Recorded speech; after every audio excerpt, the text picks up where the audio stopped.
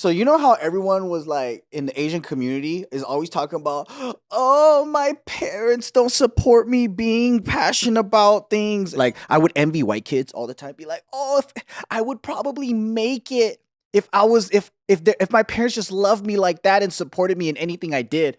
And none of those motherfuckers made it in anything. That's what I'm saying is all of us making it, it's because we had haters. So do you think to help your future kid succeed, whatever he's into, you're going to unsupport it? I'm going to talk so much shit, dude. Because the thing is, there's no pressure. So hear me out. With Gen Z kids, right? They have the most loving fucking brother-sibling relationship with their parents. And what I hear them always say is, you could be anything. You could fucking just do it. But the thing is, it's always take your time. You'll find out what the fuck you need to do. And then they never get to it. They just suck at everything. Versus our generation, we had, you're not going to be shit, motherfucker. Be a pharmacist. Your dad was Vietnamese too? I'm just picturing that's what happened to you. Pharmacist. I didn't even get any of that direction from him. Just motherfuckers where it stopped. But yeah. Were you guys forced to hurry up and get a job and like do shit though? And quit being a loser? I think it was like, hurry up and stop being stupid. And like, I wasn't smart enough to understand how to do that for a long time. Stop being stupid. You know what I'm saying? Like, I feel like that's what that was. It was always like I never did shit right, but you never gave me the fucking answer clearly, explicitly. You know what I'm saying? What about when you graduated college? Did your dad like take some stress off or take some expectation off? Like, or no? No, I don't think so, because I also think that I'm like the second kid. So it's like the first kid already did that. Like, why should I be proud that you made it through as well? You know? I think everything's, and then not only like, did my sister, who's 2 years older, go to like UCLA, I went to UCI. So I think that's already like I expect less from this one. Because I remember when I graduated college, my dad was like, now you know what to do. And then I was like, I'm going to do YouTube. He goes, why would you say that?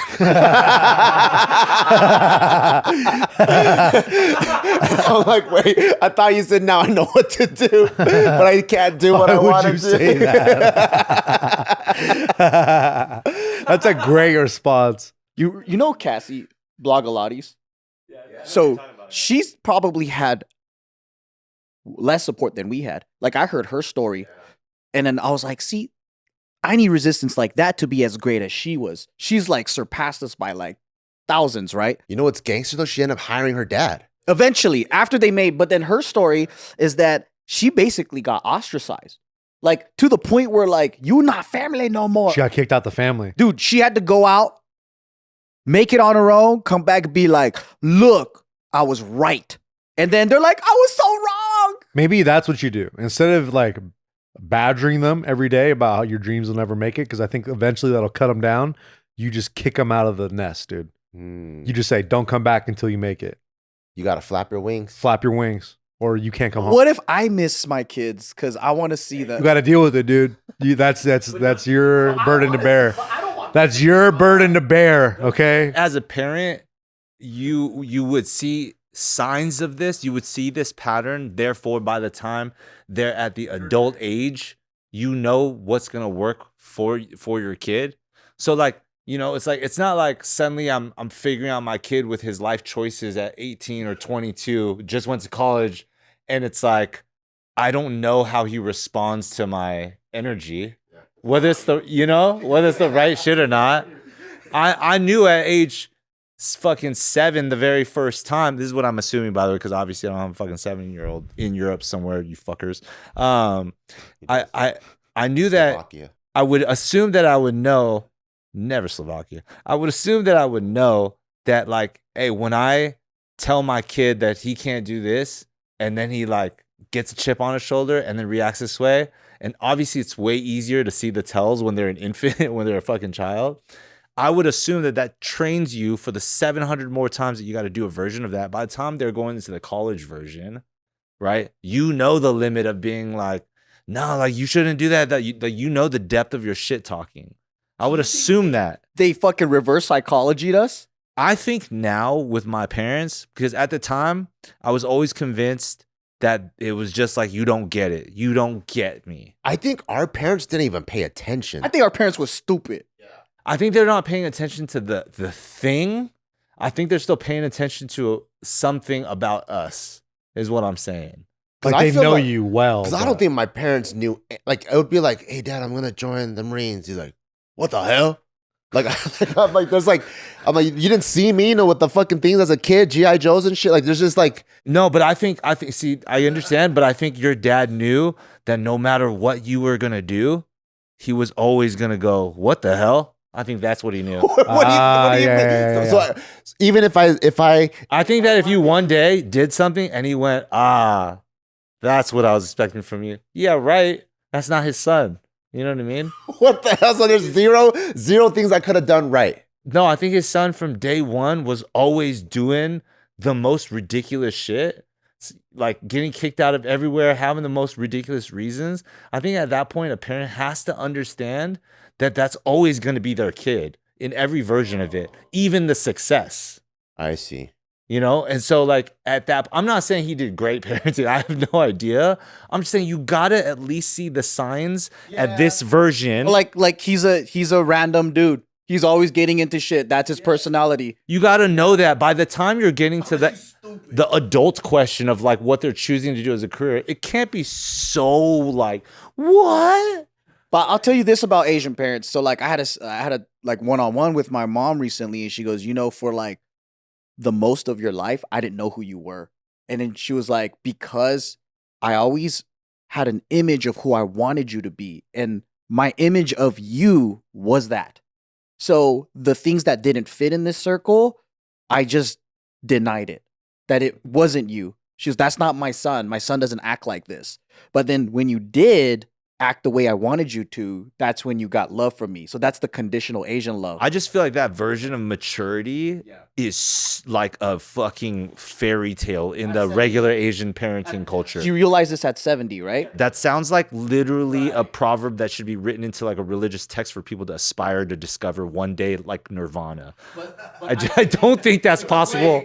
It's not happening in my household. But it's a blend, right? Where in the moment, she doesn't know that's what she's doing. She thinks she knows who you are, all this stuff. So she's just like, no, you're not my son, whatever. This is crazy. You're fucking crazy. Mama knows best. What you need to do is you need to do X, Y, Z. And it's like, there's no pattern recognition. There's none of that. She's just trying to fit you into the idea of who she thinks you should be. You know, I would say growing up on that blanket statement at which you introed, I would almost fully agree. Right? The idea that like, fucking diamonds are created through pressure, right? The idea of it makes a ton of sense. People going through boot camp, we see it in every parallel, right?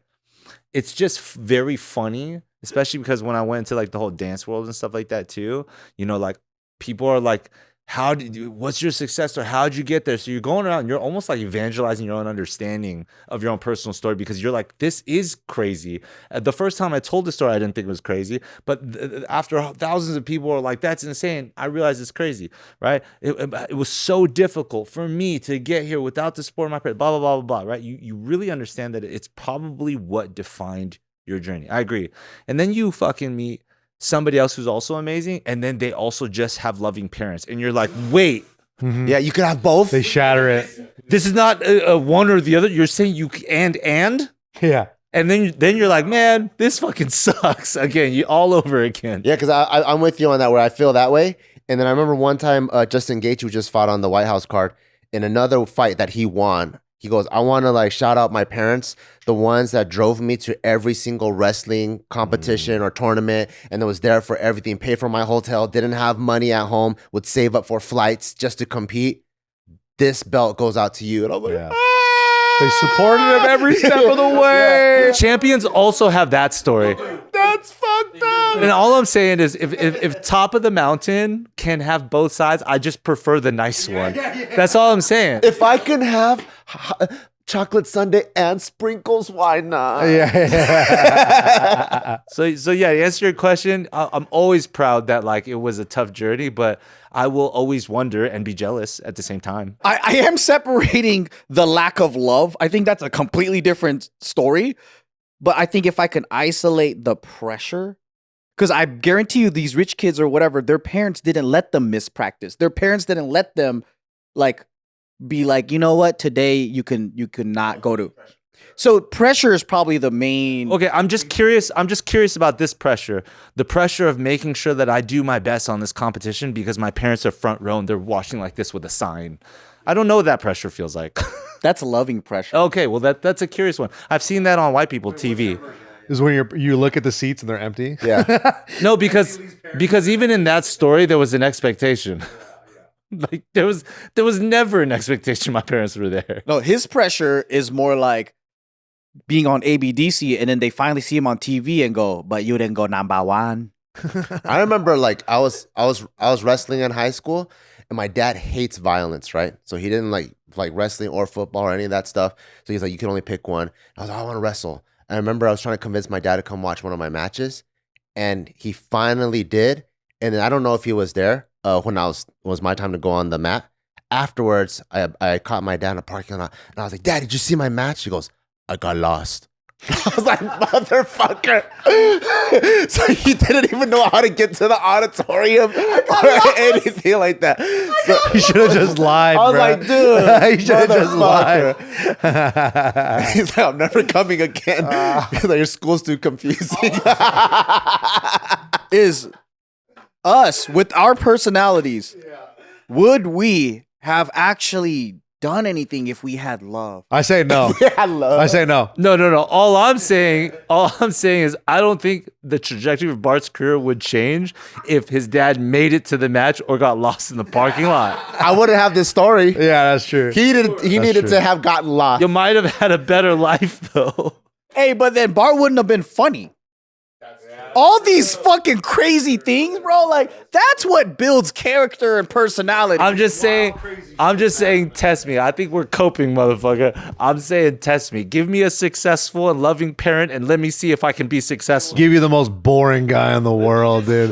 The most unfunny dude The ever. reincarnation thing really is weird and real. Let me just try it like, Successful, but unfunny. But you chose this one. I'm not funny now. Shut up, dude. Yeah, End the you're video. funny and you're a sex offender. Yeah. Triple. And you're a fashion designer. And you're 6 foot.